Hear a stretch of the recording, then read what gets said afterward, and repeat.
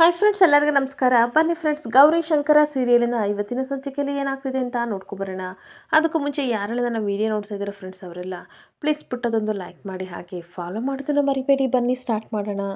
Friends, ಮೊದಲಿಗೆ ಇಲ್ಲಿ ಗೌರಿ ಶಂಕರನ ಹತ್ರ ಹೇಳ್ತಾ ಇರ್ತಾಳೆ, ಏನು ಗೊತ್ತಾ ಜೋಗಿಯವರೇ ಅಂತ ಅಂದಾಗ, ಹೇಳಿದ್ರೆ ತಾನೇ ಗೊತ್ತಾಗೋದು ಅಮ್ಮಿಯವರೇ ಅಂತ ಅನ್ಬೇಕಾದ್ರೆ, ನಿಮ್ಮಂಥ ಕಾಳಜಿ ತೋರಿಸೋ ಹಾಗೆ ಪ್ರೀತಿ ಮಾಡೋ ಎಲ್ಲರಿಗೂ ಗಂಡ ಸಿಕ್ಕಿದ್ರೆ ಎಷ್ಟು ಖುಷಿ ಗೊತ್ತಾ ಅಂತ ಅನ್ಬೇಕಾದ್ರೆ, ಏನು ಮಾತಾಡದೆ ಹಾಗೆ ಇರಬೇಕಾದ್ರೆ ಗೌರಿ ಹೇಳ್ತಾ ಇರ್ತಾಳೆ, ನಿಮ್ಮಂಥ ಗಂಡ ಇರಬೇಕಾದ್ರೆ ಯಾವ ಹೆಣ್ಮಕ್ಳಿಗೂ ಸಹ ಹೊರಗಡೆ ಹೋಗಿ ದುಡಿಬೇಕು ಅಂತ ಅನ್ಸೋದೇ ಇಲ್ಲ ಗೊತ್ತಾ. ಇವನ್ ನನಗೂ ಅಷ್ಟೇ, ಕೆಲಸ ಹೋದ್ರೂ ನನಗೆ ಬೇಜಾರಿಲ್ಲ, ಆದರೆ ನಿಮ್ಮ ಜೊತೆ ಇದ್ದೀನಲ್ಲ ಅದಕ್ಕಿಂತ ಖುಷಿ ನನಗೆ ಇನ್ನೆಲ್ಲೂ ಸಿಗಲ್ಲ ಜೋಗಿಯವರೇ ಅಂತ ಅನ್ಬೇಕಾದ್ರೆ, ನನಗೆ ಗೊತ್ತು ನೀವು ನನ್ನನ್ನು ಎಷ್ಟು ಇಷ್ಟಪಡ್ತೀರಾ ಅಂತ. ಅದೇ ರೀತಿ ಕೆಲಸನೂ ಎಷ್ಟು ಇಷ್ಟಪಡ್ತೀರಾ ಅಂತ ಗೊತ್ತು. ಅದಕ್ಕೆ ತಾನೇ ಕಷ್ಟಪಟ್ಟು ನೀವು ಆ ಕೆಲಸನ ತೊಗೊಂಡಿದ್ದು ಅಮ್ಮಿಯವರೇ. ಹಾಗೆ ಏನು ಗೊತ್ತಾ ಅಮ್ಮಿಯವರೇ, ಪ್ರತಿಯೊಬ್ಬರಿಗೂ ಸಹ ತಾವು ಇಷ್ಟಪಡೋರು, ತಾವು ಪ್ರೀತಿಸೋರು ನಮ್ಮ ಜೊತೆ ಯಾವಾಗಲೂ ಇರಬೇಕಂತ ಪ್ರತಿಯೊಬ್ಬರಿಗೂ ಅನಿಸುತ್ತೆ. ಅದೇ ರೀತಿ ನಿಮಗೂ ಅನಿಸಿದೆ. ಹಾಗೆ ಅವ್ರ ಕನಸುಗಳಿಗೂ ಸಹ ನಾವು ಬೆಲೆ ಕೊಡಬೇಕು. ನೀವು ಇಷ್ಟಪಡೋ ಕೆಲಸ ಆಗಿರ್ಬೋದು, ಪ್ರತಿಯೊಂದು ಸಹ ಅದನ್ನು ಸಹ ಕನಸು ಕಂಡಿರ್ತೀರಲ್ವ ಅಂತ ಅಂದಾಗ, ಅದಕ್ಕೆ ನೀವು ನನಗೆ ಇಷ್ಟ ಆಗೋದು ಜೋಗಿಯವರೇ. ನನ್ನ ಕನಸುಗಳಿಗೆ ಎಷ್ಟೊಂಥರ ರೆಸ್ಪೆಕ್ಟ್ ಕೊಡ್ತೀರಾ, ಅದಕ್ಕೆ ನಾನು ನಿಮ್ಮನ್ನು ತುಂಬ ಇಷ್ಟಪಡ್ತೀನಿ ಅಂತ ಹೇಳ್ತಾ ಇರ್ತಾಳೆ. ಹಾಗೆ ಐ ಲವ್ ಯು ಜೋಗಿಯವರೇ ಅಂತ ಅನ್ಬೇಕಾದ್ರೆ, ಐ ಲವ್ ಯು ಟು ಅಮ್ಮಿಯವರೇ ಅಂತ ಗೌರಿ ಹೆಣೆಗೊಂದು ಮುತ್ತು ಕೊಟ್ಟು ಹೋದಾಗ ಗೌರಿಗಂತೂ ಸಿಕ್ಕಾಬಟ್ಟೆ ಖುಷಿ ಆಗ್ತಾ ಇರುತ್ತೆ. ಇನ್ನೊಂದು ಕಡೆ ಭೈರದೇವಿ ತುಂಬ ಭಕ್ತಿಯಿಂದ ದೇವ್ರ ಪೂಜೆ ಮಾಡ್ತಾ ಇರಬೇಕಾದ್ರೆ, ಅಲ್ಲಿಗೆ ಅಷ್ಟೊತ್ತಿಗೆ ಗುಂಡ ಮತ್ತು ಭೂವಿ ಬರ್ತಾರೆ. ಅವರಿಬ್ಬರು ಈ ಕಡೆ ಭೈರದೇವಿ ಭಕ್ತಿಯಿಂದ ಪ್ರಾರ್ಥನೆ ಮಾಡೋದನ್ನು ನೋಡಿ, ಏನು ಬೇಡ್ಕೋತಾ ಇರ್ಬೋದು ಬ್ರೋ ಅಂತ ಅನ್ಬೇಕಾದ್ರೆ, ಲೆಗ್ ಪೀಸು ಹಾಗೆ ಚಿಕನ್ ಎಲ್ಲ ಸಿಗ್ಲಿ ಅಂತ ಬೇಡ್ಕೋತಾ ಇರ್ಬೋದು ಬ್ರೋ ಅಂತ ಗುಂಡ ಹೇಳ್ತಾ ಇರ್ತಾನೆ. ಏ ಬ್ರೋ, ದೇವ್ರ ಹತ್ರ ಅದನ್ನೆಲ್ಲ ಬೇಡ್ಕೋತಾ ಇಲ್ಲ, ನನಗನ್ಸುತ್ತೆ ನಮ್ಮ ಜೊತೆ ಆಟ ಆಡೋಕ್ಕೆ ತಮ್ಮನ ತಂಗಿನೋ ಬರಲಿ ಅಂತ ಬೇಡ್ಕೋತಾ ಇರ್ಬೋದು ಅಂತ ಅಂದಾಗ, ಅದನ್ನೆಲ್ಲ ಬಿಟ್ಕೊಂಡ್ರೆ ದೇವರು ಈಡೇರಿಸ್ತಾನ, ನನಗೆ ಗೊತ್ತೇ ಇರಲಿಲ್ಲ. ಹಾಗಂತ ಏನಾದರೂ ನನಗೆ ಗೊತ್ತಿದ್ರೆ ನಾನು ಒಂಟಿಯಾಗಿರ್ಬೇಕಾದ್ರೆ ನನ್ನ ಜೊತೆ ಆಟ ಆಡೋಕ್ಕೆ ಯಾವ್ದಾದ್ರು ಫ್ರೆಂಡ್ಸ್ನ ಕೊಡು ದೇವ್ರೆ ಅಂತ ಕೇಳ್ಕೊತಿದ್ದೆ ಅಂತ ಗುಂಡ ಹೇಳ್ತಾ ಇರ್ತಾನೆ. ಆಗ ಭುವಿ ಹೇಳ್ತಿರ್ತಾಳೆ, ಇರಿಬ್ರು ಅವರೇ ಬರ್ತಾರಲ್ವಾ ಕೇಳೋಣ ಅಂತ ಅಂದಾಗ, ಈ ಕಡೆ ಭೈರದೇವಿ ದೇವರಿಗೆ ಕೈ ಮುಗಿದು ಹಾಗೆ ಮಂಗಳಾರತಿ ಎಲ್ಲ ತೊಗೊಂಡು ಬರ್ತಿರ್ಬೇಕಾದ್ರೆ, ನೀವು ದೇವ್ರ ಹತ್ರ ಏನು ಬೇಡ್ಕೊಂಡ್ರಿ ಅಂತ ಅಂದಾಗ, ಮಕ್ಕಳಿಗೆ ಒಳ್ಳೆ ವಿದ್ಯೆ ಬುದ್ಧಿ ಕೊಡಪ್ಪ ಅಂತ ಬೇಡ್ಕೊಂಡೆ ಅಂತ ಹೇಳ್ತಾ ಇದ್ರೆ, ಓ ಹೌದಾ, ಹಾಗಾದರೆ ನಾವು ಓದೋದೇ ಬೇಡ ಪಾಸ್ ಆಗ್ತೀವಿ ಅಂತ ಅಂದಾಗ, ಪ್ರಯತ್ನ ಮಾಡದೆ ಯಾವುದೇ ರೀತಿ ಒಳ್ಳೇದಾಗಲ್ಲ, ನೀವು ಪ್ರಯತ್ನ ಮಾಡಿದರೆ ಖಂಡಿತ ಫಲ ಸಿಕ್ಕೇ ಸಿಗುತ್ತೆ, ಹಾಗೆ ನೀವು ಓದಿದ್ದೆಲ್ಲ ನೆನಪಾಗಲಿ ಅಂತ ದೇವರಿಗೆ ಸಹಾಯ ಮಾಡೋಕ್ಕೆ ಹೇಳಿದ್ದೀನಿ ಅಂತ ಅಂದಾಗ, ಈ ಕಡೆ ಭುವಿ ಹೇಳ್ತಾ ಇರ್ತಾಳೆ, ಹೌದು ಕರೆಕ್ಟು ನೀವು ಹೇಳ್ತಾ ಇರೋದು. ಅಮ್ಮನೂ ಯಾವಾಗಲೂ ಹೇಳ್ತಾ ಇದ್ರು, ಪ್ರಯತ್ನ ಮಾಡಲಿಲ್ಲ ಅಂತಂದರೆ ಸಕ್ಸಸ್ ಯಾವತ್ತೂ ನಮ್ಮ ಹತ್ರ ಬರಲ್ಲ ಅಂತ ಹೇಳ್ಬೇಕಾದ್ರೆ, ತುಂಬ ಆಶ್ಚರ್ಯದಿಂದ ಭುವಿ ಮುಖನ ಈ ಕಡೆ ಭೈರದೇವಿ ನೋಡ್ತಾ ಇರ್ತಾಳೆ. ಹಾಗೆ ಮತ್ತೆ ಭೈರದೇವಿ ಹೇಳ್ತಾ ಇರ್ತಾಳೆ, ನಿಮ್ಮಮ್ಮ ತುಂಬ ಶಾನೆ ಬುದ್ಧಿವಂತೆ, ಅದಕ್ಕೆ ನಿನಗೆ ಒಳ್ಳೆ ಬುದ್ಧಿನೇ ಕಲಿಸಿದ್ದಾಳೆ. ಏನು ಗೊತ್ತಾ ಪುಟಾಣಿಗಳ, ನೀವಿನ್ನೂ ಇವಾಗ ಬೆಳೀತಾ ಇರೋರು, ಬೆಳೆದು ದೊಡ್ಡ ಮೂವಾಗಿ ಅರಳಬೇಕು, ನೀವು ಒಳ್ಳೆ ಬುದ್ಧಿ ಕಲ್ತ್ಕೋಬೇಕು, ಹಾಗೆ ಒಳ್ಳೆ ವಿದ್ಯೆ ಕೊಡಪ್ಪ ಅಂತ ದೇವ್ರ ಹತ್ರ ಕೇಳ್ಕೋಬೇಕು, ಸಂಬಂಧಗಳಿಗೆ ಬೆಲೆ ಕೊಡಬೇಕು, ಯಾವುದೇ ಸಮಯದಲ್ಲಿ ಕಷ್ಟ ಏನೇ ಬಂದರೂ ಸಂಬಂಧಗಳನ್ನು ಬಿಟ್ಟು ಹೋಗಬಾರ್ದು ಅನ್ನೋ ಬುದ್ಧಿ ಮಾತನ್ನ ಹೇಳ್ತಾ ಇರ್ತಾಳೆ. ಹಾಗೆ ಭುವಿ ಹೇಳ್ತಾ ಇರ್ತಾಳೆ, ಹೌದು ನೀವು ಹೇಳಿದ್ದು ಕರೆಕ್ಟು, ನಾವು ಒಳ್ಳೇದನ್ನೇ ಮಾಡೋದು ಅಂತ ಅಂದಾಗ, ಮತ್ತೆ ಭುವಿ ನಾವು ಒಳ್ಳೇದನ್ನೇ ಮಾಡ್ತೀವಿ, ಆದರೆ ನಮ್ಮ ವಿಷಯಕ್ಕೆ ಬಂದರೆ ನಾನು ಸುಮ್ಮನೆ ಬಿಡಲ್ಲ ಅಂತ ಅಂದಾಗ, ಗುಂಡನು ಸಹ ನನ್ನ ವಿಷಯಕ್ಕೆ ಬಂದರೆ ಬಿಡಲ್ಲ ಅಂತ ಹೇಳ್ತಾ ಇರ್ತಾನೆ. ಆಗ ಭೈರದೇವಿ ಹೇಳ್ತಾ ಇರ್ತಾಳೆ, ಆ ರೀತಿ ಎಲ್ಲ ಮಾಡಬಾರ್ದು ಮಕ್ಕಳ, ತಪ್ಪು ಆಯಿತಾ, ನಿಮಗೆ ಯಾರಾದರೂ ಕೆಟ್ಟದ್ದು ಮಾಡಿದರೆ ಅವ್ರನ್ನ ಬುದ್ಧಿ ಹೇಳಿ ಅವ್ರಿಗೆ ಅರ್ಥ ಆಗೋ ರೀತಿ ಅವರಿಗೆ ಮಾಡಿದರೆ ಎಲ್ಲ ಸರಿ ಹೋಗುತ್ತೆ. ಮನುಷ್ಯರಾಗಿ ನಾವು ಈ ರೀತಿ ತಪ್ಪು ಮೇಲೆ ತಪ್ಪು ಮಾಡಬಾರ್ದು ಅಂತ ಮತ್ತೆ ಬುದ್ಧಿ ಮಾತನ್ನ ಮಕ್ಕಳಿಗೆ ಹೇಳ್ತಾ ಇರ್ತಾಳೆ. ಹಾಗೆ ಇರುವಷ್ಟು ದಿನ ಎಲ್ಲರ ಜೊತೆ ಪ್ರೀತಿಯಿಂದ ಇರಬೇಕು, ಒಳ್ಳೆ ಮಾತುಗಳನ್ನು ಆಡಬೇಕು ಅಂತ ಬುದ್ಧಿ ಮಾತು ಹೇಳ್ತಾ ಇರಬೇಕಾದ್ರೆ, ಅಷ್ಟೊತ್ತಿಗೆ ಸುನಂದ ಬರ್ತಾಳೆ. ಏನೆಲ್ಲ ಮಾಡ್ತಾ ಇದ್ದೀವಿ ಇಲ್ಲಿ ಅಂತ ಅಂದಾಗ, ಇರವ ಒಳ್ಳೊಳ್ಳೆ ಮಾತನ್ನ ಹೇಳ್ತಾ ಇದ್ರು, ಕೇಳ್ಕೊತಾ ಇದ್ದೀನಿ ಅಂತ ಅನ್ಬೇಕಾದ್ರೆ, ಅವ್ರ ಮಾತು ನೀನು ಕೇಳಬೇಡ ಬಾರ್ಲಾ ಅಂತ ಹೇಳ್ಕೊಂಡು ಹೋಗ್ತಾ ಇದ್ರೆ, ಭೈರದೇವಿ ಒಬ್ಬೊಬ್ಬಳು ಒಳಗಡೆ ಸ್ಮೈಲ್ ಮಾಡ್ತಾ ಇರ್ತಾಳೆ. ಹಾಗೆ ಭೂವಿ ಹೇಳ್ತಾ ಇರ್ತಾಳೆ, ನಿಮ್ಮನ್ನು ನೋಡಿದವರೆಲ್ಲ ಯಾಕೆ ಕೋಪ ಮಾಡ್ಕೋತಾರೆ, ಯಾಕೆ ಅಂತ ಅಂದಾಗ, ನಾವು ಮಾಡಿರೋ ತಪ್ಪನ್ನ ಒಂದು ವೇಳೆ ದೇವ್ರಿಗೆ ಕ್ಷಮಿಸಿದ್ರು ಕ್ಷಮಿಸ್ಬೋದು, ಆದರೆ ಕರ್ಮ ಅನ್ನೋದಿರುತ್ತಲ್ವಾ, ನಾವು ಪಾತಾಳಕ್ಕೆ ಹೋದ್ರೂ ಅದು ನಮ್ಮನ್ನು ಖಂಡಿತ ಕ್ಷಮಿಸಲ್ಲ ಅಂತ ಹೇಳ್ತಾ ಇರ್ತಾಳೆ. ಹಾಗೆ ಮಾಡಿರೋ ತಪ್ಪಿಗೆ ಅದು ಶಿಕ್ಷೆ ಕೊಟ್ಟೇ ಕೊಡುತ್ತೆ ಪುಟ್ಟ, ಅದು ವಿಧಿ ಲಿಖಿತ ಅಂತ ಹೇಳ್ತಾ ಇರಬೇಕಾದ್ರೆ, ಅಷ್ಟೊತ್ತಿಗೆ ಶಂಕರ ಬರ್ತಾನೆ. ಶಂಕರ ಬಂದುಬಿಟ್ಟು ಈ ಕಡೆ ಭೈರದೇವಿ ಮುಖ ನೋಡ್ಕೊಬಿಟ್ಟು, ಅಮ್ಮ ಹಿಮಾಲಯಕ್ಕೆ ಹೋಗಿ ಬಂದಮೇಲೆ ಅವ್ವ ನೀನು ತುಂಬ ಅಂದರೆ ತುಂಬ ಬದಲಾಗಿದೆಯಾ ಕಣವ ಅಂತ ಹೇಳ್ತಾ ಇರ್ತಾನೆ. ನೀನು ಮಾತಾಡೋ ಮಾತು, ನಡೆ ನುಡಿ, ದೇವ್ರ ಮೇಲಿರೋ ಭಕ್ತಿ ಪ್ರತಿಯೊಂದೂ ಬದಲಾಗಿದೆ ಕಣವ ಅಂತ ಅನ್ಬೇಕಾದ್ರೆ, ಹಾಗೇನಿಲ್ಲ ಮಗ, ಹಿಮಾಲಯಕ್ಕೆ ಹೋಗ್ಬಿಟ್ಟು ಏನು ಕಲಿಬೇಕೋ ಅದನ್ನೆಲ್ಲ ತುಂಬ ಚೆನ್ನಾಗಿ ಕಲ್ತು ಬಂದಿದ್ದೀನಿ, ಈಗ ನನ್ನ ಮನಸ್ಸಲ್ಲಿ ದ್ವೇಷ ರೋಷ ಅದೆಲ್ಲ ಏನೂ ಇಲ್ಲ, ಬರೀ ಪ್ರೀತಿ ಸಂತೋಷ ಮಾತ್ರ ಇದೆ ಅಂತ ಹೇಳ್ತಾ ಇರ್ತಾಳೆ. ಹಾಗೆ ಇವಾಗ ಕೋಪತಾಪ ಏನೂ ಇಲ್ಲ, ಸಣ್ಣ ಪುಟ್ಟದೆಲ್ಲನೂ ಸಹ ಗ್ರಹಿಸೋ ಶಕ್ತಿ ನನಗಿದೆ ಹಿಮಾಲಯಕ್ಕೆ ಹೋದ್ ಬಂದಮೇಲೆ ಅಂತ ಅನ್ಬೇಕಾದ್ರೆ, ಹಾಗಾದರೆ MLA ಎಲೆಕ್ಷನಲ್ಲಿ ಗೆಲ್ಲೋದು ನೀನೇ ಬಿಡವ ಅಲ್ವಾ ಅಂತ ಅನ್ಬೇಕಾದ್ರೆ, ಅವಳೊಳಗೆ ನಗಾಡ್ತಾ ಇರ್ತಾಳೆ. ಅಲ್ಲ ಕಣವ, ಗ್ರಹಿಸೋ ಶಕ್ತಿ ಇದೆ ಅಂತ ಅಂದಮೇಲೆ ನೀನು ಯಾಕೆ ನಗಾಡ್ತಿದ್ಯಾ ಅಂತ ಅಂದಾಗ, ಗ್ರಹಿಸೋ ಶಕ್ತಿ ನನಗಿದೆ, ಆದರೆ ಅದನ್ನು ಎಲ್ಲ ಟೈಮಲ್ಲೂ ನಾವು ಹೇಳೋಕ್ಕಾಗಲ್ಲ. ಯಾವ ವಿಷಯ ಯಾವಾಗ ಗೊತ್ತಾಗಬೇಕೋ ಆವಾಗ ಖಂಡಿತ ಗೊತ್ತಾಗುತ್ತೆ. ಅಲ್ಲಿವರೆಗೂ ನಾವು ತಾಳ್ಮೆಯಿಂದ ಇರಬೇಕು ಅಷ್ಟೇ. ನಾವು ಇವಾಗ ಬಾಯಿ ಬಿಟ್ಟು ಏನು ಹೇಳ್ಬಾರ್ದು ಅಂತ ಶಂಕರನ ಹತ್ರ ಹೇಳ್ತಾ ಇರ್ತಾಳೆ. ಆಗ ಶಂಕರ ಹೇಳ್ತಾ ಇರ್ತಾನೆ, ಸರಿ ಕಣವ್ವ ನಾನಿನ್ನೇನು ಕೇಳಲ್ಲ, ಅದನ್ನೆಲ್ಲ ಅನುಭವಿಸ್ದಾಗಲೇ ಗೊತ್ತಾಗುತ್ತೆ ಬಿಡಿ ಅಂತ ಅನ್ಬೇಕಾದ್ರೆ, ಆಗ ಭೈರದೇವಿ ಹೋಗ್ತಾ ಇರಬೇಕಾದ್ರೆ, ಅವ್ವ ಒಂದು ನಿಮಿಷ, ನೀನು ಬಂದಿರೋದ್ರಿಂದ ನಮಗೆಲ್ಲ ತುಂಬ ಖುಷಿಯಾಗಿದೆ. ಆದರೆ ನನಗೆ ಮಾತ್ರ ಖುಷಿಯಾಗಿದೆ, ಕೆಲವರಿಗೆ ತುಂಬ ಅಸಮಾಧಾನ ಆಗಿದೆ. ಏಕೆಂದರೆ ಹಳೆದನ್ನೆಲ್ಲ ನೆನ್ಪು ಮಾಡಿಕೊಂಡು ಅವರು ನಿನ್ನ ಮೇಲೆ ಕೋಪ ಮಾಡ್ಕೋತಿದ್ದಾರೆ. ನೀನು ಬೇಜಾರು ಮಾಡ್ಕೋಬೇಡ, ಅದನ್ನೆಲ್ಲ ಸರಿ ಮಾಡ್ತೀನಿ. ಈ ಮನೆ ನಂದ ಗೋಕುಲ ರೀತಿ ಇರೋ ರೀತಿ ನಾನು ಮಾಡೇ ಮಾಡ್ತೀನಿ. ಅಲ್ಲಿವರೆಗೂ ಸ್ವಲ್ಪ ಅಸಮಾಧಾನ ಮಾಡ್ಕೊಳ್ಳವ ಅಂತ ಅಂದಾಗ, ಪರವಾಗಿಲ್ಲ ಬಿಡಪ್ಪ, ನನಗೇನು ಬೇಜಾರಿಲ್ಲ. ನಾವು ಅಡುಗೆ ಮಾಡಿದ್ದನ್ನು ನಾವೇ ತಿನ್ನಬೇಕು, ಹಾಗೆ ನಾವು ಮಾಡಿದ ಪಾಪ ಕರ್ಮಗಳೆಲ್ಲನೂ ಸಹ ನಾವೇ ಅನುಭವಿಸ್ಬೇಕು ಅಲ್ವಾ?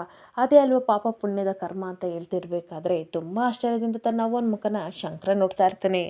ಹಾಗೆ ನೀನೇನು ಯೋಚನೆ ಮಾಡಬೇಡ ಮಗ, ತಪ್ಪು ಮಾಡಿರೋದು ನಾನೇ ಅಂದಮೇಲೆ ನಾನೇ ಅವ್ರ ಹತ್ರ ಕ್ಷಮೆ ಕೇಳ್ತೀನಿ ಅಂತ ಅಂದಾಗ, ಅದು ಅಷ್ಟು ಸುಲಭ ಅಲ್ಲ ಅಂತ ಅಂದಾಗ, ಹಾಗೆಲ್ಲ ನೀನು ಯೋಚನೆ ಮಾಡಬೇಡ, ಆಗಿನ ಬ್ಯಾರೆದೇವಿನೇ ಬೇರೆ, ಈಗಿನ ಬ್ಯಾರೆದೇವಿನೇ ಬೇರೆ, ನಾನು ಎಲ್ಲನೂ ಅರ್ಥ ಮಾಡಿಸ್ತೀನಿ ಅಂತ ಹೇಳ್ತಾ ಇರ್ತಾಳೆ. ಹಾಗೆ ಶಂಕರ ಅಷ್ಟು ಸುಲಭ ಅಲ್ಲ ನಿಮ್ಮನ್ನು ಒಪ್ಕೊಳ್ಳಲ್ಲ ಅಂತ ಅಂದಾಗ, ಪರವಾಗಿಲ್ಲ ನಾನು ಖಂಡಿತ ಪ್ರಯತ್ನ ಮಾಡ್ತೀನಿ ಅಂತ ಅಂದಾಗ, ನೀನು ತಲೆ ಕೆಡಿಸ್ಕೋಬೇಡ ಅಂತ ಹೇಳ್ತಾ ಇರ್ತಾಳೆ. ಸರಿನವ್ವ, ನಿಮ್ಮ ಪ್ರಯತ್ನ ನೀವು ಮಾಡಿ, ಆಗಲಿಲ್ಲ ಅಂತ ಅಂದರೆ ನಾನು ಏನು ಮಾಡಬೇಕು ಅದನ್ನು ಮಾಡ್ತೀನಿ ಅಂತ ಅಂದಾಗ, ಭೈರದೇವಿ ಹೋಗ್ತಾ ಇರಬೇಕಾದ್ರೆ ಈ ಕಡೆ ತನ್ನ ಮನಸ್ಸಲ್ಲಿ ಶಂಕರ ತುಂಬ ಖುಷಿಯಿಂದ ಹೇಳ್ಕೊತಾ ಇರ್ತಾನೆ. ಅಂತೂ ಇಂತೂ ನಮ್ಮ ಅವ್ವನ್ನ ಸ್ವಲ್ಪ ಅವ್ರು ಒಪ್ಕೊಂಡ್ರೆ ಅಷ್ಟೇ ಸಾಕು, ನಮ್ಮ ಬಾಳಲ್ಲಿ ಕಷ್ಟ ಅನ್ನೋದೇ ಬರೋದಿಲ್ಲ ಅಂತ ಹೇಳ್ಕೊಂಡು ಖುಷಿಯಿಂದ ಹೋಗ್ತಾ ಇರ್ತಾನೆ. ಇನ್ನೊಂದು ಕಡೆ ಭೈರದೇವಿನೂ ಸಹ ಹೋಗ್ತಾ ಇರಬೇಕಾದ್ರೆ ಅದೇ ಸಮಯಕ್ಕೆ ಆ ಕಡೆಯಿಂದ ಹರಿನೂ ಸಹ ಬರ್ತಾ ಇರ್ತಾನೆ. ಹಾಗೆ ಹರಿ ಭೈರದೇವಿನ ನೋಡ್ಬಿಟ್ಟು, ಅಮ್ಮ ನನಗೆ ಆಶೀರ್ವಾದ ಮಾಡಿ, ನಮಸ್ಕಾರ ಅಮ್ಮ, ನಾನು ಯಾರು ಗೊತ್ತಮ್ಮ, ಹರಿ ಅಂತ, ಗೌರಿ ಇದ್ದಾರಲ್ಲ ಅವರ ಫ್ರೆಂಡು ನಾನು, ನೆನ್ನೆ ಬರೋದು ಲೇಟ್ ಆಯ್ತಮ್ಮ ಡ್ಯೂಟಿಯಿಂದ, ನೀವನ್ನ ಮಾತಾಡ್ಸೋಕ್ಕಾಗಲಿಲ್ಲ, ಅದಕ್ಕೆ ಪರಿಚಯ ಮಾಡ್ಕೋತಿದ್ದೀನಿ ಅಂತ ಅನ್ಬೇಕಾದ್ರೆ, ಒಳ್ಳೇದಾಗಲಿ ಮಗನೇ ಅಂತ ಅಂದ್ಬಿಟ್ಟು, ನಿನ್ನ ಸಂಸಾರದಿಂದ ಏನಕ್ಕೆ ದೂರ ಇದೆಯಾ ಅಂತ ಕೇಳ್ತಿರ್ಬೇಕಾದ್ರೆ ಹರಿಗೆ ತುಂಬ ಆಶ್ಚರ್ಯ ಆಗ್ತಾ ಇರುತ್ತೆ. ಏನಮ್ಮ ನನ್ನ ಸಂಸಾರದ ಬಗ್ಗೆ ಕೇಳ್ತಾ ಇದ್ದೀರಲ್ಲ, ಈ ವಿಚಾರ ನಿಮಗೆ ಬ್ರದರ್ ಹೇಳಿರ್ಬೇಕಲ್ವಾ ಅಂತ ಅಂದಾಗ, ಇಲ್ಲಪ್ಪ ನನಗೆ ಅವನೇನು ಹೇಳಿಲ್ಲ, ಆದರೆ ನನಗೆ ನಿನ್ನ ಸಂಸಾರ ಸರಿಯಾಗಬೇಕು ಅಷ್ಟೇ, ಅದಕ್ಕೋಸ್ಕರ ಕೇಳ್ತಾ ಇದ್ದೀನಿ. ಇವಾಗಲೂ ನಿನ್ನ ಮನಸ್ಸು ನಿನ್ನ ಮಗಳು ನಿನ್ನ ಹೆಂಡ್ತಿನ ಬಯಸ್ತಿದೆ ಅಲ್ವಾ ಅಂತ ಅಂದಾಗ ಅವ್ರಿಗೆ ತುಂಬ ಶಾಕ್ ಆಗ್ತಾ ಇರುತ್ತೆ. ಹಾಗೆ ನೀನು ಟೆನ್ಷನ್ ತಗೋಬೇಡ, ಗಾಬರಿನೂ ಪಡ್ಕೋಬೇಡ, ಆದಷ್ಟು ಬೇಗ ನಿನ್ನ ಮಗಳು ಬಂದು ನಿನ್ನ ಮಗಳನ್ನ ಸೇರ್ತಾಳೆ, ಎಲ್ಲ ಒಳ್ಳೇದಾಗಲಿ, ಆ ದೇವರು ಖಂಡಿತ ನಿನಗೆ ಒಳ್ಳೇದು ಮಾಡ್ತಾನೆ, ನಿನ್ನ ಸಂಸಾರ ಸರಿ ಹೋಗುತ್ತೆ ಅಂತ ಹೇಳಿ ಹೋಗ್ತಾ ಇದ್ರೆ ಹರಿಗೊಂದು ಸಿಕ್ಕಾಬಟ್ಟೆ ಖುಷಿ ಆಗ್ತಾ ಇರುತ್ತೆ. ಹಾಗೆ ಹರಿ ಮತ್ತೆ ಮನಸ್ಸಲ್ಲಿ ಯೋಚನೆ ಮಾಡ್ತಾ ಇರ್ತಾನೆ, ಅಲ್ಲ ಬ್ರದರು ಹೇಳಿಲ್ಲ ಅಂತಂದರೆ ಇವ್ರಿಗೆ ಇದೆಲ್ಲ ಹೆಂಗೆ ಗೊತ್ತಾಯಿತು, ಇದೆಲ್ಲ ಹೇಗೆ ಸಾಧ್ಯ ಅಂತ ಯೋಚನೆ ಮಾಡ್ತಾ ಇರ್ತಾನೆ. ಹಾಗೆ ಇನ್ನೊಂದು ಕಡೆ ಪಾರ್ವತಿ ಕೂತ್ಕೊಂಡು ಯೋಚನೆ ಮಾಡ್ತಾ ಇರಬೇಕಾದ್ರೆ ಸುನಂದ ಬೈಕೊಂಡು ಬರ್ತಾ ಇರ್ತಾಳೆ. ತನ್ನ ಮಗನಿಗೆ ಅಷ್ಟು ಅನ್ಯಾಯ ಮಾಡಿದ್ದಾರೆ ಅಂಥವ್ರು ನನ್ನ ಮಗನಿಗೆ ಬುದ್ಧಿ ಹೇಳ್ತಿದ್ದಾರಂತೆ ಅಂತ ಅಂದಾಗ, ಯಾರನ್ನಕ್ಕ ಬೈತಾ ಇದ್ದೀರಾ, ಯಾಕೆ ಹಿಂಗೆ ಆಡ್ತಿದ್ದೀರಾ ಅಂತ ಗೌರಿ ಕೇಳ್ತಿರ್ಬೇಕಾದ್ರೆ, ತನ್ನ ಮಗನಿಗೆ ಅಷ್ಟು ದೊಡ್ಡ ಅನ್ಯಾಯ ಮಾಡಿದ್ದಾರೆ, ಅವರಿಗೆ ಬುದ್ಧಿ ಹೇಳೋಕ್ಕಾಗಲಿಲ್ಲ ಅಂಥದ್ರಲ್ಲಿ ನನ್ನ ಮಗನಿಗೆ ಬುದ್ಧಿ ಹೇಳ್ತಿದ್ದಾರೆ, ಅವ್ರು ಕೆಟ್ಟ ಮನಸ್ಸಲ್ಲಿರೋ ಯೋಚನೆ ಎಲ್ಲ ನನ್ನ ಮಗನಿಗೆ ಬಂದರೆ ಕಷ್ಟ ಆಗುತ್ತೆ, ಅದಕ್ಕೆ ಹೇಳ್ಕೊ ಬಂದಿದ್ದೀನಿ ಅಂತ ಸುನಂದ ಹೇಳ್ತಾ ಇರಬೇಕಾದ್ರೆ ಅಷ್ಟೊತ್ತಿಗೆ ಪಂಕು ಬರ್ತಾಳೆ. ಅಮ್ಮರೇ, ಅಡುಗೆಗೆ ಹಾಕೋ ಸಾಂಬಾರು ಐಟಮ್ ಎಲ್ಲ ಕಡಿಮೆ ಆಗಿದೆ, ಮಸಾಲೆ ಐಟಮ್ನೆಲ್ಲ ನಾನು ತೊಗೊಬರಲ್ಲ ಅಂತ ಅನ್ಬೇಕಾದ್ರೆ, ಏನಾದರೂ ಮಾಡು, ನನ್ನ ತಲೆ ಕೆಟ್ಟೋಗಿದೆಯಾ, ಭೈರದೇವಿ ಮನೆಗೆ ಬಂದಾಗಿಂದ ನನ್ನ ತಲೆ ಸರಿ ಇಲ್ಲ, ಏನಾದರೂ ಮಾಡ್ಕೊ ಹೋಗು ಅಂತ ಪಂಕುನ ಪಾರ್ವತಿ ಬೈತಾ ಇರ್ತಾಳೆ. ಅಷ್ಟೊತ್ತಿಗೆ ಗೌರಿ ಹೇಳ್ತಾ ಇರ್ತಾಳೆ, ಅತ್ತೆ ನೀವು ಯಾಕೆ ಪಂಕಜ ಮೇಲೆ ಕೋಪ ಮಾಡ್ಕೋತಿದ್ದೀರಾ ಅಂತ ಅನ್ಬೇಕಾದ್ರೆ, ಇನ್ನೇನು ಮಾಡ್ಲಮ್ಮಿ, ಅತ್ತೆ ಮೇಲಿನ ಸಿಟ್ಟನ್ನ ತಾಂಡು ಕೊತ್ತಿ ಮೇಲೆ ತಾನೇ ತೀರ್ಸೋಕ್ಕಾಗೋದು ಅಂತ ಅಂದಾಗ, ತಪ್ಪು ಅತ್ತೆ, ನಮಗೂ ಅವ್ರ ಮೇಲೆ ತುಂಬ ಕೋಪ ಇದೆ, ಹಾಗಂತ ನಾವು ದ್ವೇಷ ಮಾಡೋಕ್ಕಾಗಲ್ಲ, ಇದೆಲ್ಲ ಮಾಡೋದು ತಪ್ಪಲ್ವ, ಇಷ್ಟು ದಿನ ಅಂತ ಹೀಗೆ ಇರ್ತೀರಾ ಅಂತ ಅಂದಾಗ, ನಾನು ಈ ರೀತಿ ಕೋಪ ಮಾಡ್ಕೋಬಾರ್ದು ಅಂತ ನಾನು ಅನ್ಕೊಂಡಿದ್ದೀನಿ ಗೌರವ ಅಂತ ಸುನಂದ ಹೇಳ್ತಾ ಇರ್ತಾಳೆ. ಆದರೆ ಏನು ಗೊತ್ತಾ ಗೌರವ, ಇವ್ರು ಎಷ್ಟು ಅನ್ಯಾಯ ಮಾಡಿದ್ದಾರೆ ಗೊತ್ತಾ, ಅವ್ರನ್ನ ಕ್ಷಮಿಸ್ಬೇಕು ಅಂತ ನನಗೆ ಅನ್ಸೋದೇ ಇಲ್ಲ, ಬರೀ ಅವ್ರ ಅನ್ಯಾಯಗಳೇ ನೆನ್ಪು ಮಾಡ್ತಾರೆ, ನಮಗೇನಾದರೂ ಆಗಿದ್ರೆ ದೇವ್ರ ಕರ್ಮ ಏನೋ ಮಾಡಿದ್ವಿ ಅದಕ್ಕೆ ಅಂತ ಅಂದ್ಕೊಂಡಿದ್ವಿ, ಆದರೆ ಸ್ವಂತ ಮಗನ ಜೀವನದಲ್ಲಿ ಇವರು ಆಟ ಆಡ್ಬಿಟ್ರು, ಹಾಗೆ ನಿನ್ನ ಜೀವನದಲ್ಲೇ ಆಟ ಆಡ್ಬಿಟ್ರು, ಇವ್ರು ಒಳ್ಳೆಯವ್ರು ಅಂತ ಅಂದ್ಕೊಂಡಿದ್ವಿ, ಯಾರೋ ಮುಖಾಂತರ ನಮಗೆ ಈ ವಿಷಯ ಗೊತ್ತಾಯಿತು, ಎಷ್ಟು ಕೆಟ್ಟವ್ರಲ್ವಾ ಅಂತ ಬೈತಾ ಇರ್ತಾಳೆ. ಅದನ್ನೇ ಎಷ್ಟು ದಿನ ಅಂತ ಮನಸ್ಸಲ್ಲಿ ಇಟ್ಕೋತೀರಾ ಅಕ್ಕ, ಅದನ್ನೆಲ್ಲ ಬಿಟ್ಬಿಡಿ, ಅವ್ರು ಮಾಡಿದ ತಪ್ಪನ್ನ ನಾನು ಕ್ಷಮಿಸಲ್ಲ, ಆದರೆ ಅದನ್ನೇ ಇಟ್ಕೊಂಡು ಕೊರಗಬಾರ್ದು ಅಂತ ಅಂದಾಗ, ಸುಮ್ಮನಿರಮ್ಮಿ, ನೀನು ಸಂಧಾನ ಮಾಡೋಕ್ಕೆ ಬರಬೇಡ, ಮಾಡೋದೆಲ್ಲ ತಪ್ಪು ಮಾಡಿಬಿಟ್ಟು ನನ್ನ ಮಗನ ಜೀವನ ಹಾಳು ಮಾಡಿಬಿಟ್ಟು ಯಾವ ಮುಖ ಓದ್ಕೊಂಡು ಬಂದಿದ್ದಾಳೆ ಅಂತ ಪಾರ್ವತಿ ಕೋಪದಿಂದ ಬೈತಾ ಇರ್ತಾಳೆ. ಅಷ್ಟೊತ್ತಿಗೆ ಭೈರದೇವಿ ಬರ್ತಾಳೆ. ನಿಜ ಪಾರ್ವತಿ, ನೀನು ಹೇಳ್ತಾ ಇರೋದು ನಿಜ, ನಾನು ಮಾಡಿದ್ದೀನಿ ಅಷ್ಟು ತಪ್ಪನ್ನ, ಆದರೆ ನಾನು ವಾಪಸ್ ಮನೆಗೆ ಬರಬೇಕು ಅಂತ ಅಂದ್ಕೊಂಡಿರಲಿಲ್ಲ, ಹಿಮಾಲಯದಲ್ಲೇ ಪ್ರಾಣ ಬಿಡಬೇಕು ಅಂತ ಅಂದ್ಕೊಂಡಿದ್ದೆ, ಆದರೆ ಏನು ಮಾಡಲಿ, ಅದು ಯಾವುದು ನಮ್ಮ ಕೈಲಿ ಇಲ್ವಲ್ಲ, ಜೀವನ ಅಂತ ಅನ್ನೋದು ಚದುರಂಗ ಆಟ ಇದ್ದ ಹಾಗೆ, ನಾವೆಲ್ಲ ಕಾಯಿಗಳು ಅಷ್ಟೇ, ನಡೆಸೋನು ಆ ಭಗವಂತ ಅಂತ ಹೇಳ್ತಿರ್ಬೇಕಾದ್ರೆ 3 ಜನ ಏನು ಮಾತಾಡದೆ ಆಶ್ಚರ್ಯದಿಂದ ಭೈರದೇವಿ ಮುಖನ ನೋಡ್ತಾ ಇರ್ತಾರೆ. ಹಾಗೆ ಹುಟ್ಟು ಒಂದ್ ಕಡೆ ಆದ್ರೆ ಅಂತೆ ಇನ್ನೊಂದ್ ಕಡೆ ಅಂತ ದೇವರು ಬರ್ದಿದ್ದಾನೆ, ನಾನು ಅಂತ್ಯ ಮನೇಲಿ ಅಂತ ಇರಬೇಕಾದ್ರೆ ಆ ದೇವರು ಆ ರೀತಿನೇ ಬರ್ದಿದ್ದಾನೆ ಅಂತ ನಾನು ಅಂದ್ಕೊಂಡಿದ್ದೀನಿ ಅಂತ ಅನ್ಬೇಕಾದ್ರೆ ಈ ಕಡೆ ತುಂಬ ಕೋಪದಿಂದ ಪಾರ್ವತಿ ಓಹೋ ಈ ಥರ ಎಲ್ಲ ಮಾತಾಡಿ ಎಲ್ಲನೂ ಬುಟ್ಟಿಗೆ ಹಾಕೋಬೇಕು ಅಂತ ಬಂದಿದೆಯಾ ಅಂತ ಬೈತಾ ಇರ್ತಾಳೆ. ನಿನ್ನ ಖಂಡಿತ ನಾವು ಕ್ಷಮಿಸಲ್ಲ, ಹಾಗೆ ನಿನ್ನ ಬುಟ್ಟಿಗೂ ನಾವು ಬೀಳಲ್ಲ, ನೀನು ಎರಡ ತಪ್ಪು ಮಾಡಿರೋದು ಸ್ವಂತ ಮಗನ ಜೀವನನೇ ಹಾಳು ಮಾಡಿಬಿಟ್ಟೆ. ಹಾಗೆ ಸ್ವಂತ ಮಗ ಆಗಿದ್ರು ಸಹ ನಾನು ಖುಷಿಯಾಗಿ ನೋಡ್ಕೊತಿದ್ರು, ನನ್ನಿಂದ ಅವನನ್ನ ದೂರ ಮಾಡಿದೆ. ಹೋಗ್ಲಿ ಹೇಗೋ ಸ್ವಂತ ಮಗನ ನೋಡ್ಕೋತೀಯ ಅಂತ ನಾನು ಅಂದ್ಕೊಂಡ್ರೆ ಗೌರಿಯಿಂದಲೂ ದೂರ ಮಾಡಿದೆ. ಗೌರಿ ಇದ್ರೂ ಸಹ ಅವನಿಗೆ ಇನ್ನೊಂದು ಹೆಣ್ಣು ತರೋಕ್ಕೆ ನೀನು ತುಂಬ ಪ್ರಯತ್ನ ಮಾಡ್ದಲ್ಲ, ನೀನು ಮಾಡಿದ ತಪ್ಪಲ್ವಾ ಅಂತ ಬೈತಾ ಇರ್ತಾಳೆ.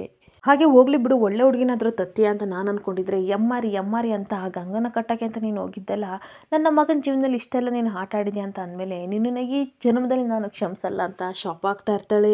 ಹಾಗೆ ಸುನಂದನೂ ಸಹ ಹೇಳ್ತಾ ಇರ್ತಾಳೆ, ನೀವೇನೇ ತಪ್ಪು ಮಾಡಿದ್ರು ನಾವು ಕ್ಷಮಿಸ್ತಾ ಇದ್ವಿ, ಆದರೆ ನೀವೇನು ಮಾಡಿದರೆ ಅತ್ತೆವಾ ಗೌರಿಶಂಕರ ಜೀವನನೇ ಹಾಳು ಮಾಡಬೇಕಂತ ಪ್ರಯತ್ನ ಮಾಡಿದ್ರಲ್ಲ ಅಂತ ಅಂದಾಗ ಆ ಕೇಳು ಸುನಂದ ಯಾರು ಗೊತ್ತಿಲ್ವಲ್ಲ ಅದಕ್ಕೆ ಈ ಮನೆಗೆ ಬಂದಿದ್ದಾಳೆ ಅಂತ ಮತ್ತೆ ಪಾರ್ವತಿ ಬೈತಾ ಇದ್ರೆ ಭೈರದೇವಿ ಹೇಳ್ತಾ ಇರ್ತಾಳೆ, ನಂಬಿಕೆ ಅಂದರೆ ಹಾಗೇನೆ ಪಾರ್ವತಿ, ನಾವು ಯಾರನ್ನು ಅತಿ ಹೆಚ್ಚಾಗಿ ನಂಬಿರ್ತೀವೋ ಅವ್ರು ಏನು ಹೇಳಿದ್ರು ಸಹ ಆ ಮಾತನ್ನ ನಾವು ಕಿವಿಯಿಂದ ಕೇಳ್ಕೊತಾ ಇರ್ತೀವಿ. ಹೀಗೆ ಅತಿಯಾಗಿ ನಂಬಕ್ಕೆ ಶುರು ಮಾಡಿಬಿಟ್ಟು ನನ್ನ ವಿಷಯದಲ್ಲೂ ಅದನ್ನೇ ಸಹ ಆಗಿದ್ದು, ನಾನು ಅವಳನ್ನ ನನಗಿನ್ನ ಹೆಚ್ಚಾಗಿ ಅವಳನ್ನ ನಂಬಿಬಿಟ್ಟೆ, ಅದಕ್ಕೆ ಅವಳು ಕುದ್ಕೆನೆ ಕುಯ್ದು ಬಿಟ್ಲು ಪಾರ್ವತಿ ಅಂತ ಅನ್ಬೇಕಾದ್ರೆ ಏನು ಮಾತಾಡದೆ ಆಶ್ಚರ್ಯದಿಂದ ಭೈರದೇವಿ ಮುಖನ ಎಲ್ಲರೂ ನೋಡ್ತಾ ಇರ್ತಾರೆ. ಆದರೆ ಅದನ್ನ ಬಿಟ್ಟರೆ ನನಗೆ ಗೌರಿ ಮೇಲೆ ಯಾವುದು ಬೇಸರ ಇಲ್ಲ, ಬೇಜಾರು ನನಗಿಲ್ಲ ಪಾರ್ವತಿ.